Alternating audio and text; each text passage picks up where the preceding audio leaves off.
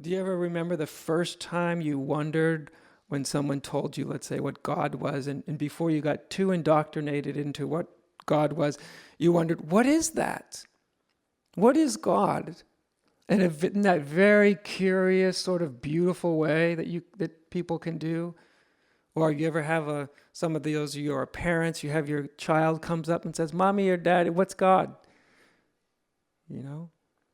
And all of a sudden you're challenged. They're in that very curious, beautiful state of being, you know? They don't actually need an answer. Because the answer that anybody would provide them is not actually the answer. If you can say it, it's not the real thing.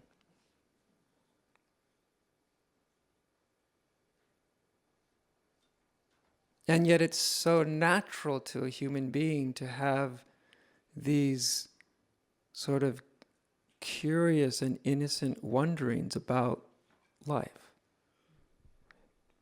Before it becomes a technique that you're expecting a payoff from. You know what I mean? Before, like, who am I becomes a cliche question that you imagine you're supposed to ask yourself. But when it's actually real, when it's actually very innocent, when it's very pure, and it leads you into a state of wondering and wonderment. Because the answers don't lead anybody into a state of wonderment, because of course they're not the answers.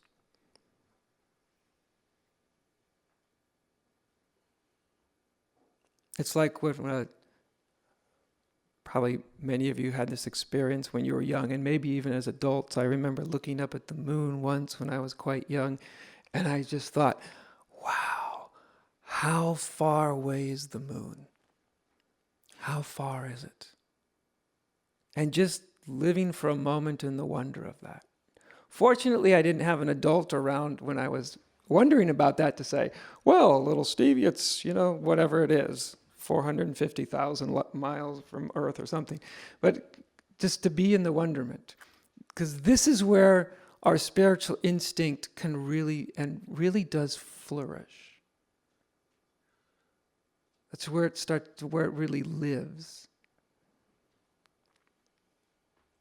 As the great psychologist and psychiatrist Jung had said, that one of religion's prime functions is to protect you from having the authentic religious experience. Because it replaces the actual experience with dogma, right? This is how it is. And it may not actually intend to rob you of the authentically spiritual experience or real religious experience, but it often does.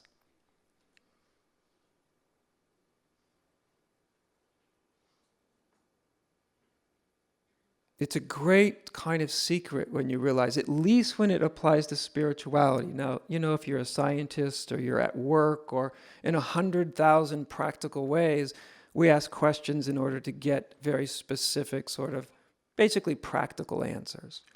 But in terms of spirituality, it's a very powerful secret to come upon the knowledge which is simply that so much of it is entering into the state of not knowing.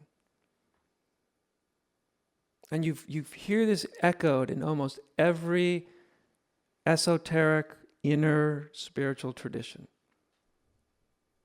Whether, in the tradition that I was in for a long time, in Zen Buddhism, you're very encouraged not to know, to enter into a state of not knowing. In Christianity, you have the great contemplative work, the Cloud of Unknowing, or St. John of the Cross, in order to come to know what you know not, you must go by a way in which you know not. Simple, isn't it? In order to come to what you know not, in order to come to what you don't know, you must go by a way in which you don't know. It's counterintuitive to what we get in school, which is I don't know and I need to know, otherwise I don't pass the test, or I don't get the gold star, or I don't get approval, or, like I said, there's a sort of practical kind of learning and knowledge that we all go through. But we're not really told much about the beauty and the power of not knowing. That consciously and willingly allowing ourselves to not know can actually open us up to the deepest spiritual insights, the deepest revelations.